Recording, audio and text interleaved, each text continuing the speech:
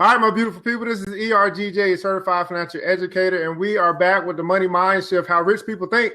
We're now on to day number 21. Day number 21. Now, you know that day number 21 is significant because it takes 21 days, they say, to change a habit. So hopefully throughout this 21-day journey, you're beginning to change the way that you think so you can have different results. And here's the deal, guys. Wealth begins in the mind. Wealth begins in the mind. If you want to have rich results in your life, then you got to have some rich thinking. You got to put things into your membrane that'll help you to be rich. Now, I just got back from a high school and I asked the students there, what's the number one thing that successful people do to be successful?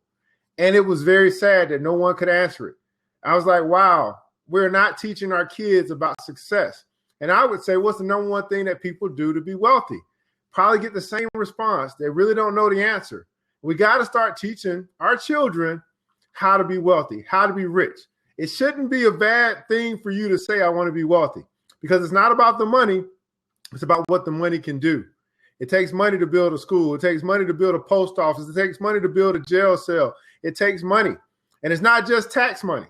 A lot of it comes from the contributions of the wealthy.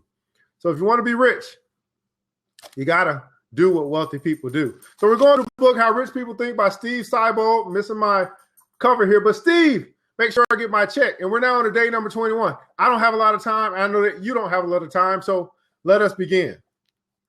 The middle class believes rich people are ruthless. The world class believes rich people are generous. Again, the middle class believes rich people are ruthless.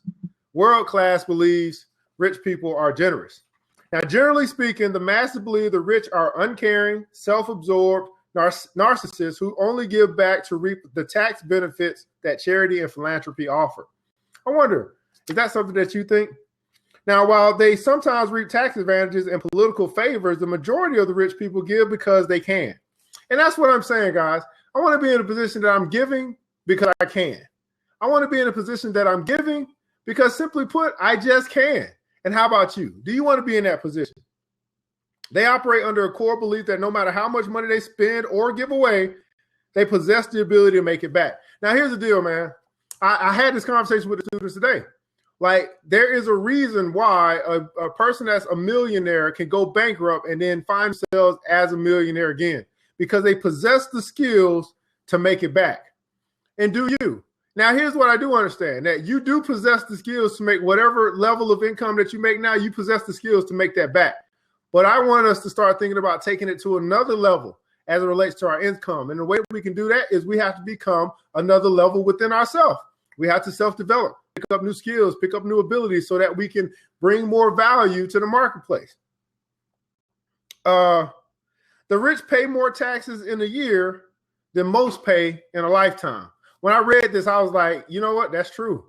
The rich pay more taxes in a year because they make so much god-awful money than most people will pay in a lifetime.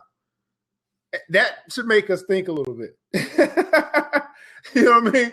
If you think about how much taxes that you may pay in a lifetime that you paid up until this point, and think about a rich person paying that much taxes in a year.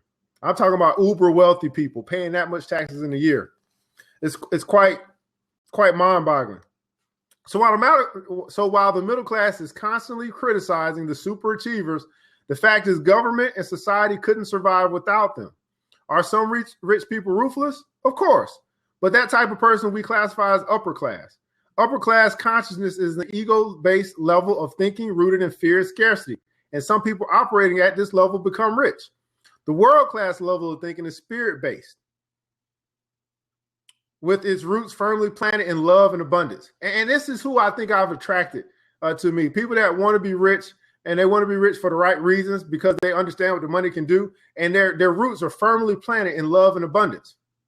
Now, this one distinction is profound in its effect on the beliefs and behavior of the performer. That's why the world class respect and see rich people as some of the most generous individuals on the planet. This respect shapes the way the world class views and treats the rich. It drives them to want to become rich or richer themselves. Some say it's poetic justice that the middle class scorns the rich and rarely become wealthy, while the world class admires the rich and builds empires. Today, you got to make a choice whether you're going to admire some of these rich, wealthy, successful people that you can see. And I believe that we admire them and what they have accomplished, but not necessarily admiring them with their astute ability to manage the wealth that they have coming into their storehouse. Because it's quite easily to make money and then lose money. It's quite easily to be in a position where you have a lot of income coming in, but your outcome or your output is still more than your income. That's how you can be a millionaire living paycheck to paycheck, because you can overextend your boundaries. But there are some people who understand money and understand the key principle that you want to earn. You want to earn more than you spend, that you want to keep as part of all that you earn is yours to keep. And the more that you can make, the bigger part that part can be. So here's your quote of the day. Money was made for the free-hearted and generous. Money was made for the free-hearted and generous. That's by John Ray. Money was made for the free-hearted and generous. And here's your critical thinking question of the day. Do you believe most rich people are generous? Is that belief helping you or holding you back from becoming richer? Do you believe that most rich people are generous? And is that belief helping you or holding you back from becoming richer? And it's important that we recognize this, man, that if we see the world as being generous, then we in ourselves can be generous. And if we believe the principle that it is better to give than to receive, then we have a generous heart. We're a cheerful giver. And why? Because we know that that the well will not run dry in our own life. That well of income, that well of multiple streams, it won't run dry in our life, so we can freely give. And the more generous that we are, generosity is a key principle to building wealth. It truly is. Being able to give and give and give and give out of your abundance, not overextending yourself, but out of your abundance, it's a principle to being able to receive more and more and more. You're able to manage what comes into your hand. Now, here's your action step. And I challenge the students today to do this. Read a biography about a self-made rich person you admire. Read a biography about a self-made rich person you admire. A lot of what they have done, guys, put this stuff in the books. The problem is that we choose not to read the books. It's our decision. Rich people typically put their story in books. We have to choose to read the book. So if you want to be wealthy, pick up the book and read. Now, I created this show so that we can read through this together. It's a 100-day journey. We're down on day number 21, so we got 79 more to go.